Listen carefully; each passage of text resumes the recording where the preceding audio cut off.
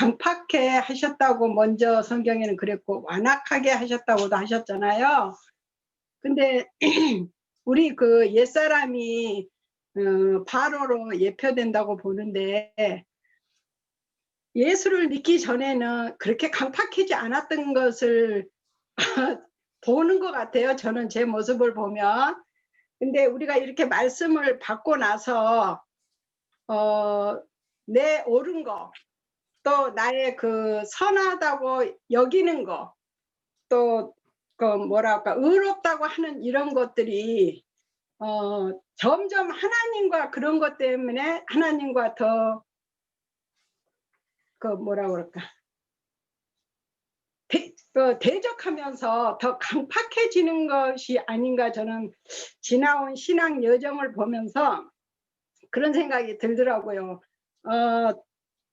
그런 것들을 빨리빨리 버려야 되는데, 하나님의 말씀에 비추어서 버려야 되는데, 그런 것들이 내 옳은 것, 내 선한 것 이런 거를 꽉 쥐고 안 내려놓을 때가 너무 많은 것 같아요. 그러니까 이제 할례를 통해서 이런 겉사람, 옛 사고, 옛 생각 이런 것들을 찢어버려야 되는데 그런 것들이 하나님을 더 힘들게 하고 또 우리 신앙 여정을 가면서도 빨리 내려놓지 못하기 때문에 매도 더 많이 맞는 것 같고 저는 그걸 보면서 지난번에 이제 그 복에 대해서 상고를 하면서 제가 그 창세기 12장에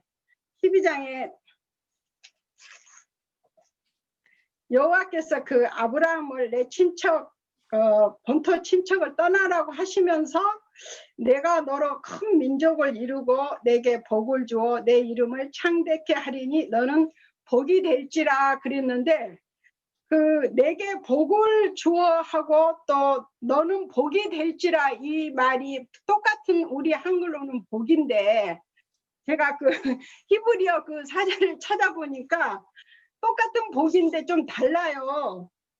내게 복을 주어는 1288인데 그거는 찢어버리라고, 또 너는 복이 될지라는데 그거는 1293인데 그거는 분별이더라고요. 그래서 제가 이 말씀을 이제 좀 묵상하면서 할례를 받을 때 너는 마음 가죽을 베고 옷을 찢지 말고 마음을 찢으라고 했기 때문에 아브라함에게도 처음에 부름받아 나온 사람은 옛사람은 찢어버려야 되고 새 사람으로 너는 복이 될지라 했는데 이제 복 자체 근원이잖아요, 아브라함은. 그래서 그거는 분별시켜서 이렇게 말씀하신 것이 아닌가 제가 깨달은 거니까 이제 이때 형제님한테 교회 앞에서 검증받기를 원하고요. 우리가 부르심을 받고 받는 게 다가 아니고 또 거기에서 빼내심을 받고 또한 또 이기는 자까지 가야 되기 때문에 할례도 그 두 단계가 있기 때문에 이런 것을 볼 때 우리 옛사람이 이게 정말 그 멸지앙을 만나도록까지 안전히 그 나의 옛사람이 정말 그 말씀으로는 그리스도가 내 안에 산다고 하면서도 실제 생활에서는 그렇지 않을 때가 참 지나온 여정들이 너무 많았는데 실제로 그걸 계시록 21장에서 새하늘과 새 땅을 보니 바다는 다시 있지 않을 때까지 주님이 이기는 자로 그렇게 만드실기까지가 정말 그 복이 되는 과정이 쉽지만은 않은 것 같은 것을 느껴지면서 반드시 할례가 없이는 이런 것을 이룰 수 없다는 것을 봐지면서 좀 말이 좀 잘 안 나오네. 여기까지만 해야 될 것 같아요. 구약의 할례는 여자가 남자를 할례시키는 걸로 예표가 되었었고, 그래서 십보라의 할례와 여호수아의 할례가 대비되고 있잖아요. 그래서 여호수아는 신약 때 남자가 할례해 줄 것에 대한 예표. 그래서 구약 시대는 십보라가 여자로서 치는 거 예표였지만 여기 출애굽기 4장 25절, 26절 말씀을 보면은 기억해가지고 이건 읽었으니까 안 읽고 26절을 보면 여호와께서 그를 놓아 주십니다. 그때 십보라가 피난편이라 하면 할례 때문이었더라. 이 할례 부분에 저는 이 부분이 생각이 났어요. 형제님이 그때 말씀해 주실 때 그 말씀도 생각이 났고, 여자는 남자를 통해서 할례를 했기 때문에, 그래서 모세를 통해서 정말 여자로서 그런 걸 하면서 아들을 낳을 수 있었잖아요.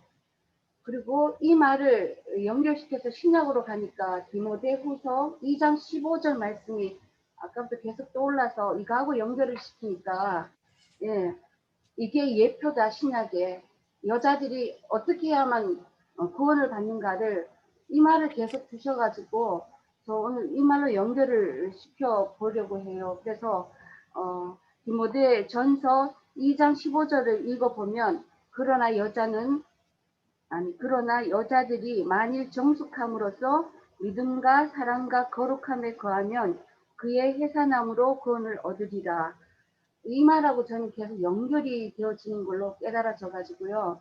길게 드릴 말씀은 없지만 어쨌거나 십보라의 이 할례 부분은 약간 가도기적인 그런 부분으로 제게는 다가왔고요. 그래서 여자 할례는 이제 끝내야 되고 진정으로 할례는 남자가 여자를 시켜주는 것이다. 이런 생각으로 왔기 때문에 이 말씀을 저는 오늘 깊이 제한테 다시 한 번 더 새겨봅니다. 여기까지예요. 그 김태선 자매님 말씀 들으면서 전에도 한번 이거 표현 한번 해보려고 그랬었는데 표현이 잘 안 된 부분이 있었어요. 그래서 이 디나 사건이 있었을 때 그들이 뭐라고 그 야곱의 아들들이 뭐라고 얘기하냐면 할례 없는 자에게 우리의 누이를 줄 수 없다, 이 얘기가 나와요. 그러면 여기서 오늘 이거 말씀을 들을 때 어떤 여자가 시집을 갔는데 이방인한테 가면 할례가 없는 자한테 시집을 가잖아요.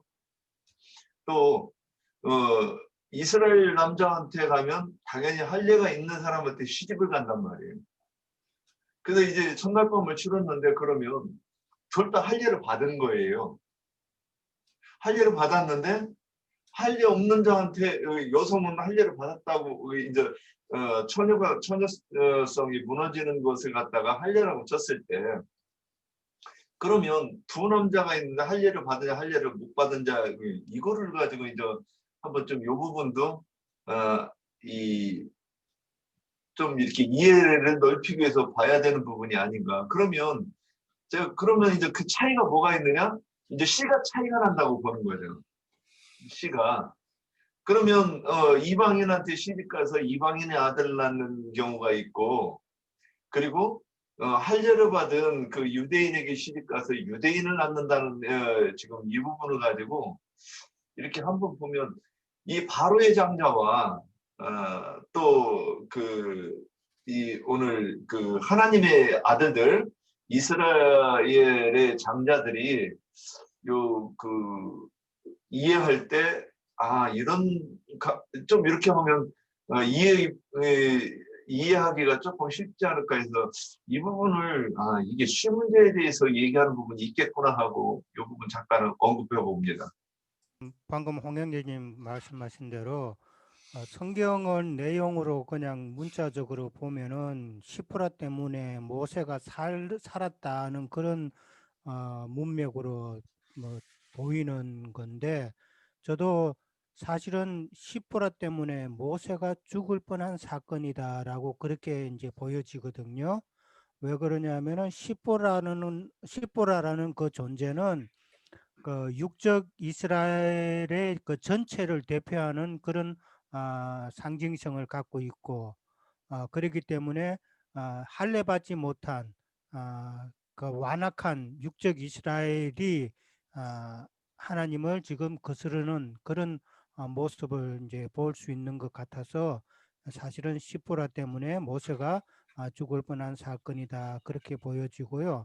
그 다음에 시프라가 이제 모세를 이제 하나님께서 주기로 할 때 시프라는 어떻게 아들 할례와 관계가 있다고 이제 생각했을까 하는 문제는 23절에 보면은 하나님이 모세에게 이제 바로에게 가서 어떻게 말할 것 이제 행할 것을 이제 저 모세에게 알려주시잖아요. 거기에 보면은 이제 하나님이 바로의 장자를 죽일 것을 이제 시보라가 미리 이제 알게 되는 것이죠.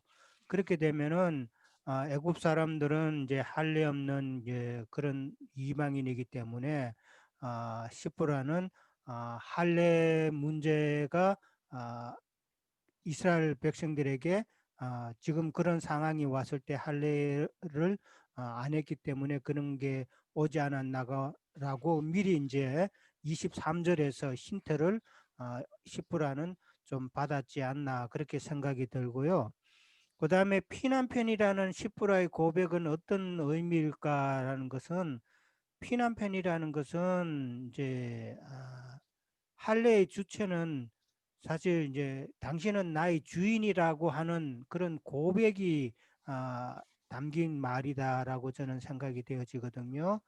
육적인 그런 할례를 하지만은 할례의 주체는 하나님 자신이다. 그러니까 주님이 나의 영적 할례의 피난편이고 주님은 그렇게 함으로 내가 주님이 곧 나의 주님이다라는 그런 믿음의 고백이 나오게 된다는 것이죠. 그런 믿음의 고백 하에 이제 우리가 하나님의 자녀가 된다는 그런 공식이 성립되는 것 같아요. 예.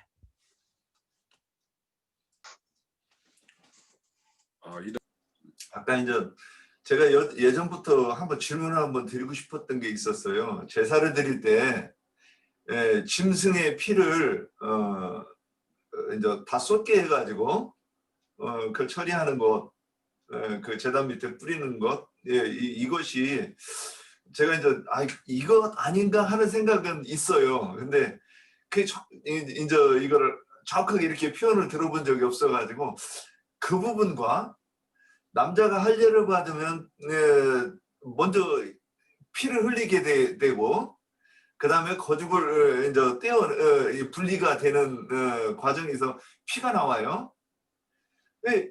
여자가 천연막이 터질 때도 피가 나와요. 그러면 이 피들이 그러면 예수님이 그러면 이제 창세기 9장에서는 피를 먹지 마라, 짐승의 피를 먹지 마라 그랬고 이제 예수님께서는 이 잔은 내가 너희에게 주는 피니 받아 마시라 그랬단 말이에요.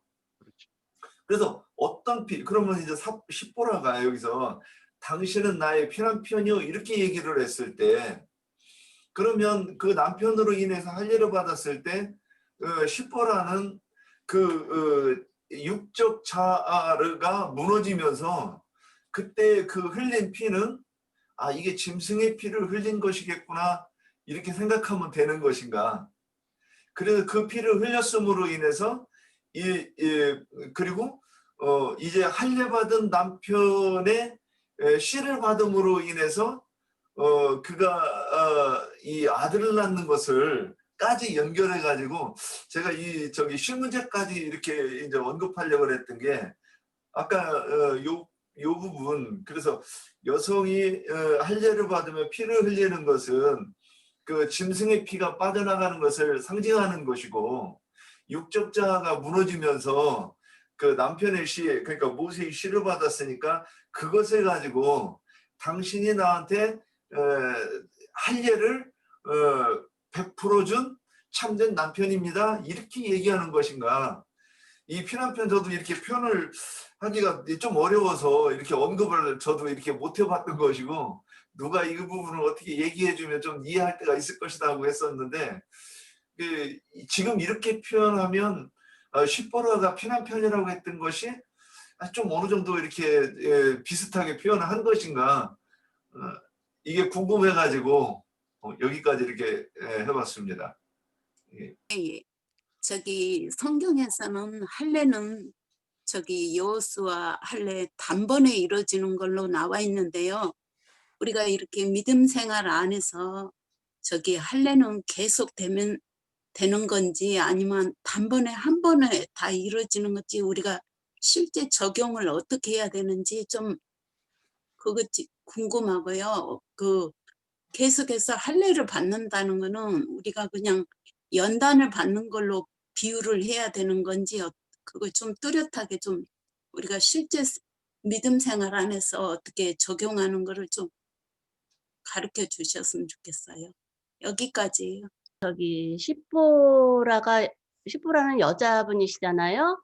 여자는 그 이제 교회가 이제 그러니까 성경 말씀은 거의 비유고 그 구약은 또 예표고 그림자라고 제가 이렇게 알고 있어서 그러니까 이제 십보라는 여자인데 교회가 여자인 상태를 얘기하는 것 같아요. 그 저기 육적 상태. 그 유대인들이 구약에는 그 할례를 포피를 베어내는 할례로 이렇게 해서 그 구원받는 그 남자의 역할을 제대로 할 수 있다고 생각하는 그 어떤 그런데 이제 그러니까 이제 비유니까 근데 십보라가 할례를 했기 때문에 교회 상태가 영적인 상태가 아닌 영적인 그 참 교회가 되려면 그러니까 참 교회가 아직 되지 않은 상태라고 봐요. 그리고 참 교회가 되려면 그러니까 그 여호수아하고 갈렙이 그 길갈에서 참 할례를 받잖아요. 그때 이제 참 장막인 교회가 형성이 된다고 저는 이렇게 생각이 들어가고 그 모세도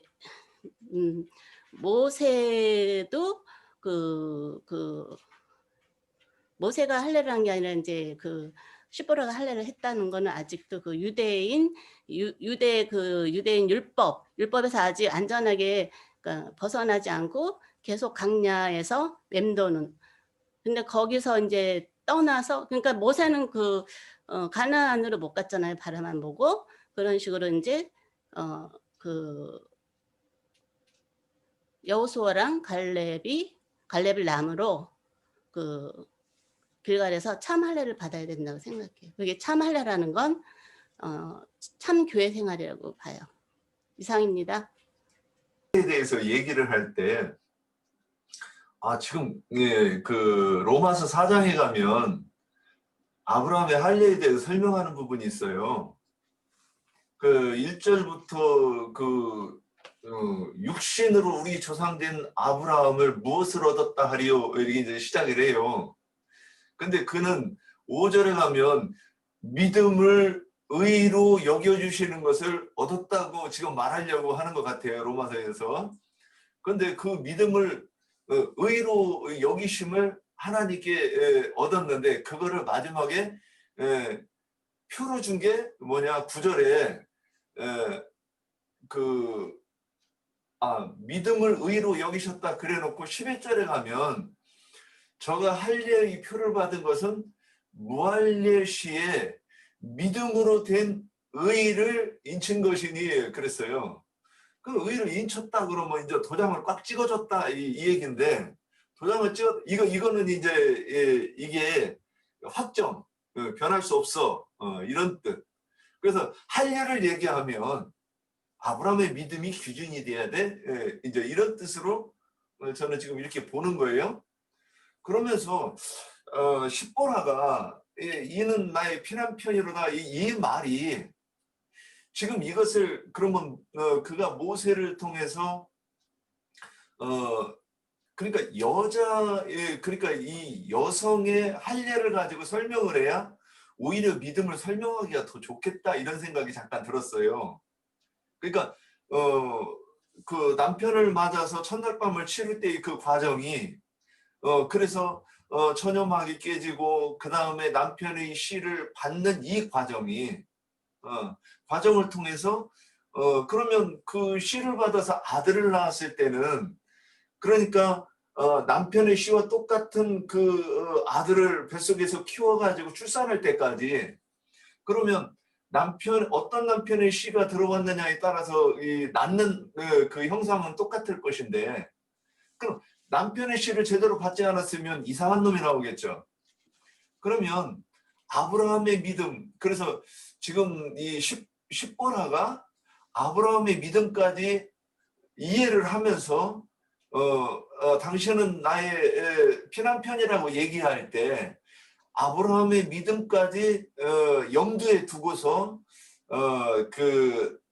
당신 나의 피난편이라고 이렇게 고백하지 않았을까? 제가 이렇게 생각을 들어서 급히 했습니다. 여기까지입니다.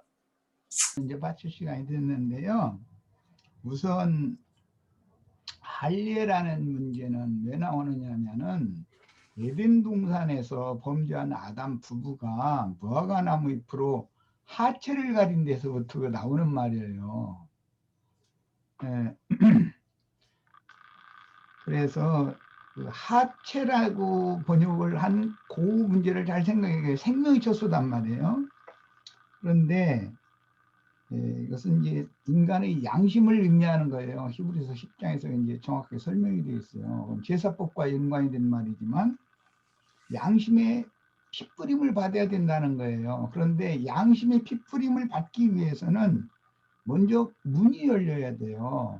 생명의 처소라는 건 에덴 동산 중앙이 생명의 처소잖아요. 생명나무 생수가 거기서 나오는 거니까. 거기 들어가려면 길이 있고 문이 있어요. 그걸 잘 연상들을 하시기를 바래요. 그건 여자로 상징이 된 거예요. 에덴 동산은 여자잖아요. 아가서에 보면 그 동산이라는 게 여자거든요. 이제 비유지 이것이. 야, 그러니까 참으로 피를 흘려준 남편이라고 십보라가 말을 했을 때 그것은 모세의 율법 말씀을 통해서 하나님께로 나아가는 길과 문을 찾은 사람이다. 그런 표현을 그렇게 할 수가 있어요. 실제 출애굽을 할 때는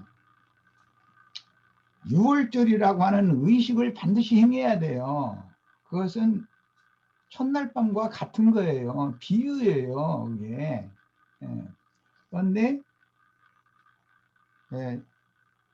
이스라엘 집의 문 좌우 임방과 설주, 문 설주에다가 제물의 피를 바르고 뿌려요. 그것은 할례에 대한 모형이란 말이에요. 문이 열리는 거예요. 그게. 그 문이 열리지 않으면 출애굽을 할 수가 없어요. 이스라엘 백성의 출애굽이라는 것은 해산하는 것과 관계가 있는 건데 자식을 낳을 수가 없는 거예요. 하나님의 장자지만 낳을 수가 없어요. 나중에 시내산 아래에서 모세가 40일 동안 하나님 말씀 받으러 올라왔을 때 산 아래에서 아론과 그 백성들이 금송아지를 만들어서 우상 숭배한 사건 때문에 하나님이 그 백성을 싹 쓸어버리고 모세를 통해서 새 민족을 일으키려고 하셔요.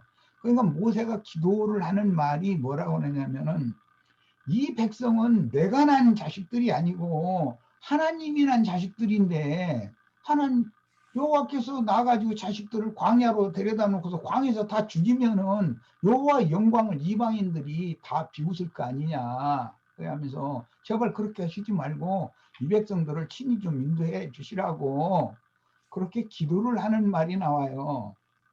야, 누가 낳느냐 이거예요. 하나님의 장자는 하나님이 난 거예요. 그래서 아까 내가 잠깐 얘기를 할 때 모세가 발에 치료를 받지 않고 그대로 나아가서 전도를 했다면 낡은 둘째 아들이 나가서 막 헤매고 다닐 때 그 신발이 다 낡은 거 그냥 끌고 다녔던 거 아니에요. 과거의 생각만 갖고 있었다 이 말이에요. 그것은 참 복음이 아니거든요. 구약 말씀이라는 것은 신약 참 복음에 대한 모형일 뿐인 것이지. 그 이제 죽을 고비를 거치고 다시 돌아오는 얘기예요. 돌아오자마자 하는 일이 뭐냐면 신발을 새 걸로 딱 바꿔 신겨주는 얘기가 나오잖아요. 그것을 잘 연결을 하셔야 돼.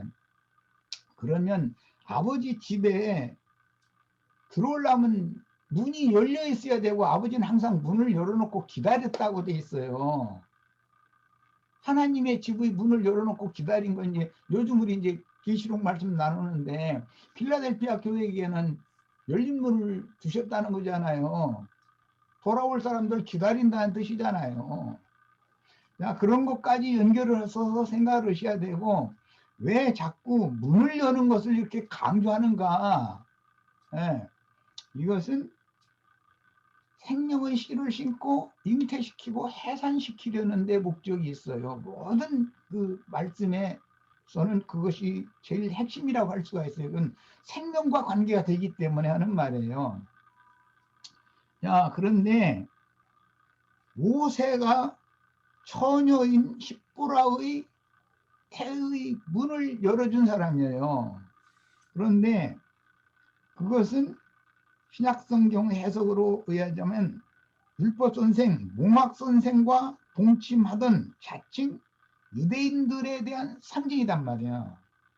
십보라는 모세가 태의 문을 열어줬어요.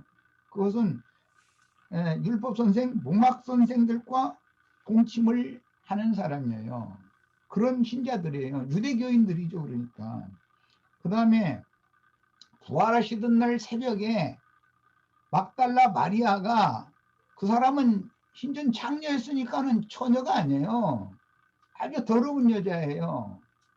그런데 그녀가 랍보니, 몽학 선생이 아닌 참스승 랍비를 그때 알아본 거예요. 그럼 그때 막달라 마리아의 하늘문이 탁 열리는 거예요. 그때. 그래서 지금부터는 그 영이 되신 주님과 동침을 하는 참 이스라엘의 어머니가 되는 거예요. 이면적 유대인이 되는 거죠. 그러니까 표면적 유대인과 이면적 유대인, 이렇게 로마서는 표현을 이제 설명을 이렇게 했는데, 그래서 그 여자가 갈라디아서에서는 사라고 계시록에서는 태를 입은 여자예요.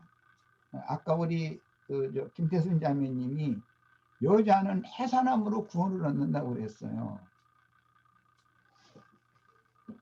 태가 치료를 받아서 처녀의 태가 된 사람들을 통해서 하나님은 구원의 역사를 행하시는 것이지, 태생적인 처녀를 통해서 구원의 역사를 행하시는 것이 아니다, 그 말이에요. 흙에서 난 사람들의 처녀성이 있고 거듭난 사람들의 처녀성이 있어요. 그래서 계시록 14장은 종절이 있는 처녀들이에요. 그게 14만 4천 종절이 있는 여자예요. 주님은 그 여자와 결혼을 하러 오시는 거예요. 이런 관계를 잘 생각을 해보셔야 돼요. 우리는 다, 우리 영혼은 태로 상징이 된 건데, 우리 이제 마음문을 열어라, 이제 생각을 말하는 거예요. 문이라는 것은 육신의 생각으로 예수를 믿는 사람들이 있어요. 다 몽학 선생들, 율법 선생들한테 가르침을 받는 게 세상 교회 사람들이 되는 거잖아요. 그런데 주님이 그 사람들을 볼 때는 짐승의 몸을 세우는 사람들이라고 본다 이거예요. 그리스도의 몸을 세우는 사람들이 아니에요. 이건 굉장히 어려운 이제 난해한 문제인데, 하늘의 예루살렘의 자녀들, 사라의 자녀들은 약속의 자녀들인 것이지 육체의 자녀들이 아니에요. 천연적인 태생적인 처녀를 통해서 낳은 자식들이 아니에요. 많이 더럽힘을 당한 사람들인데 자기의 부정함과 더럽힘에 대해서 절실하게 뉘우치고 돌이킨 사람들이 예수의 핏부림을 받아서 은혜의 문, 구원의 문이 열린 사람들이에요. 그 영혼들을 통해서 하나님의 구원의 역사를 행하신다, 그 말이에요. 그래서 신약 교회의 열 처녀라고 하는 그 처녀와 십보라로 상징되었던 처녀는, 십보라는 태생적인 처녀고, 신약의 10처녀 중에 이제 특히 5처녀, 이 처녀는 주님께서 치료해준, 태를 치료해준, 고침받은, 땅을 치료했다, 뭐 태를 치료했다 이런 말이 나오는데 고침받은 태예요. 이런 것을 잘 생각을 해 보셔야 돼요. 항상 피를 뿌리는 것은 문에다가 먼저 뿌리는 거예요. 문에다가. 그 6월절 예식을 지키지 않으면 출애굽을 할 수가 없는 거예요. 그 문에다가 피를 뿌리거나 바르는 예법이 나중에 광야로 나와서 가나안 땅에 들어가서 성막에 제단과 성소와 지성소에 피를 뿌리거나 발라요. 휘장 문에다가 바르고 이렇게 해요. 이런 것이 연장선상에 있단 말이야. 그래서 이제 아까 질문에 영적 할례는 단번에 받는 것인데 그것을 단번에 받아야지 계속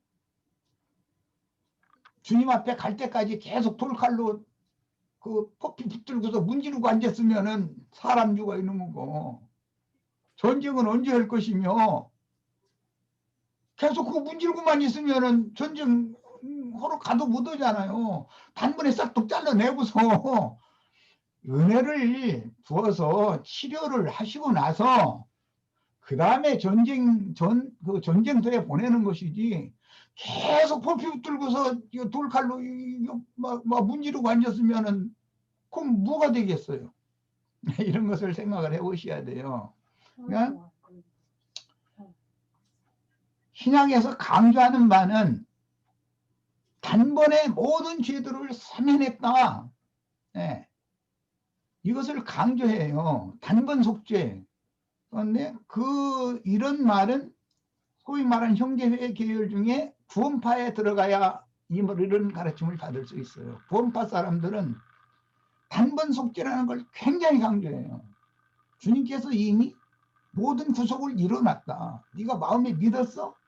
그러면 주님이 이루신 구속은 이미 단번에 다 이루어진 사실을 믿어야지, 그 속죄제 제사가 실현되지 않은 사람이, 지성소에 피 뿌리는 그 제사가 실현되지 않은 사람이, 그것은 이제 길을 지나서 문을 지나서 씨가 도달됐다 이 말이에요. 지성소에 가서 피를 뿌렸다고.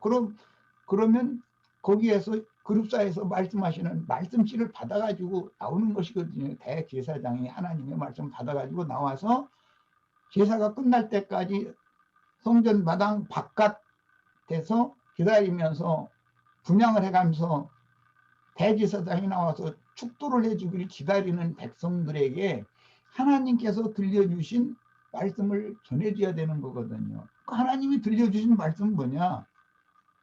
네가 지난 1년 동안 이 백성들이 지은 모든 죄과를 너를 통해서, 대사제 너의 제사를 통해서 내가 다 용서했다. 그것은 단번의 일인 것이지, 누구 여기 오늘 용서해주고 누구는 내일 용서해주고 해서 이거 1년 동안도 계속 돌칼 가지고서 문지러대고 앉았으라 그렇게 하는 것이 아니에요. 그러니까 이것을 잘 생각하셔야 돼요. 이것을 적용을 하는 사람이 이제, 그것은 믿음의 확증 문제예요. 아까 우리 윤상호님 얘기 참 잘했어요. 할례라는 것은 믿음을 확증해주는 증표단 말이에요. 그 할례표를 가지고 있으면 너는 의롭다라고 인정을 받은, 증서를 받았다라는 뜻과 같은 거예요. 그게. 그러니까 이 문제는, 적용의 문제는 나중의 문제예요. 할례 받은 사람, 문이 열린 세댁은 그 다음에 결혼 생활을 않느냐? 이제 정식으로 부부 생활을 하는 거예요. 열린 문으로 남편과 생명연합을 계속 하는 것이죠. 한번 그때 그냥 할례할 때 그냥 딱 끝나고 그냥 도로 친정으로 간다 그러면 그건 뭐가 돼요, 그게? 그건 부부 관계가 아니잖아요. 그러니까 주의 성령은 처음에 그렇게 임하시고 그 다음에는 끊임없이 성령을 부어주셔요. 성령의 말씀, 성령이 그래서 처음에는 개인 구원, 내가 이제 이걸 참 강조를 많이 하는데 하나님과 나와의 관계만 자꾸 그것만 관심을 갖는 것은 아직 천연적인 옛사람의 처녀성이 있는 사람이다 이거예요.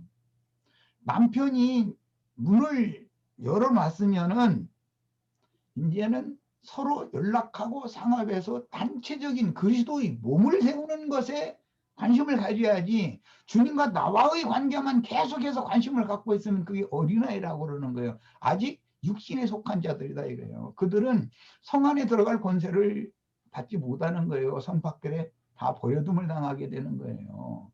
이런 것을 잘 생각을 하셔야 돼요. 자, 그 다음에 십보라는 구약교회를 상징한 거니까 하갈로 예표가 됐어요. 해를 입은 여자는 신약교회를 상징하니까 사라로 예표가 됐어요. 자, 사라는 계속해서 부관계를 갖는 여자예요. 그러나 하갈은 이스마엘을 낳고 나서는 남편의 은혜가 끝난 사람이에요. 광야로 쫓아내버렸으니까 이런 것을 잘 생각을 해보셔야 돼요. 그래서 문학 선생들에게 계속 가르침을 받는 것을 좋다고 세상교회 생활을 계속한 사람들은 아직 할례 체험을 갖지 않은 사람들이다라는 거예요. 천연적이다 이거예요. 그 사람들은 이런 참 남편이 내가 너를 사랑한다 그러면 움츠리고 도망가고 숨으려고 그래요. 남편을 영접을 안 해줘요.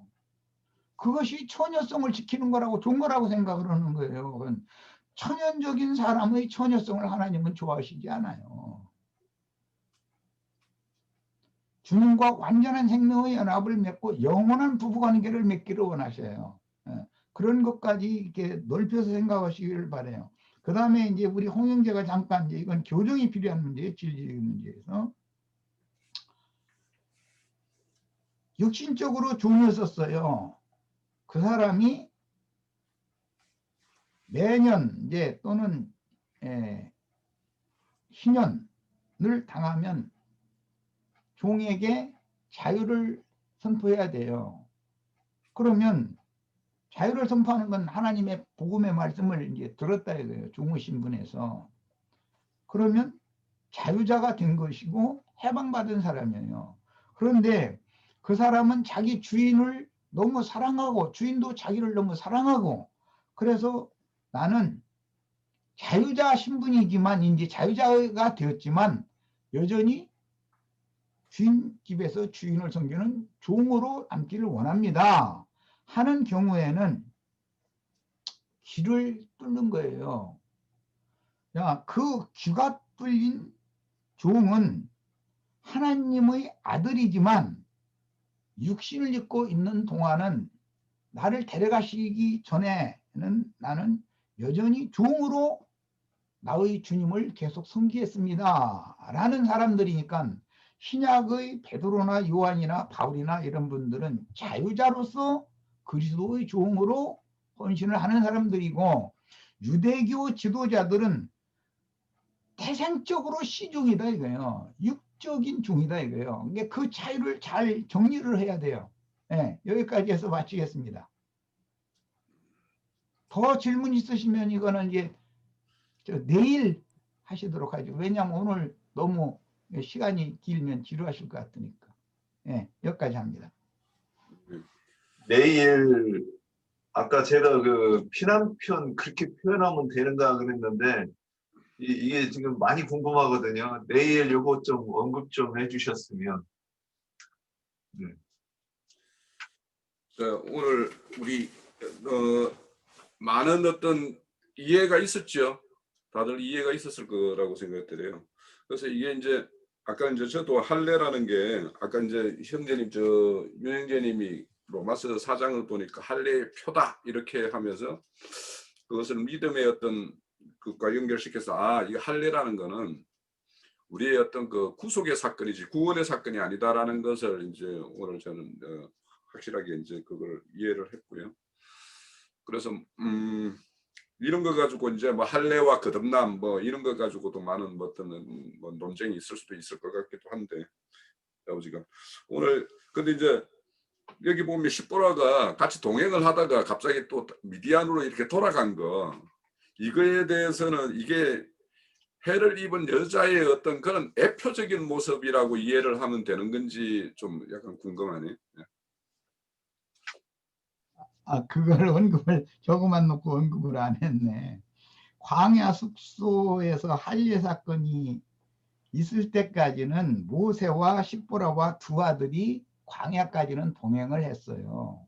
할례 사건 이후에는 모세만 광야에 남고 이제 남아서 애굽에 있던 아론과 그 광야 신의 광야에서 만나요. 이제 그건 이제 다음에 이제 그 질문에 이제 올라오겠죠.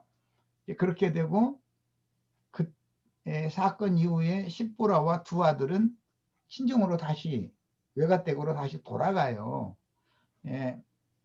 그것은 나중에 이제 출애굽한 하나님의 백성들이 금송아지를 섬기면서 애굽으로 돌아가는 것, 광야까지 왔다가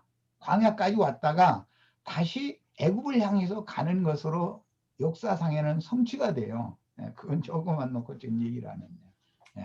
그러니까 은혜로 시작했다가 얼마든지 육체로 마치는, 믿음으로 시작했다가 믿음을 잃고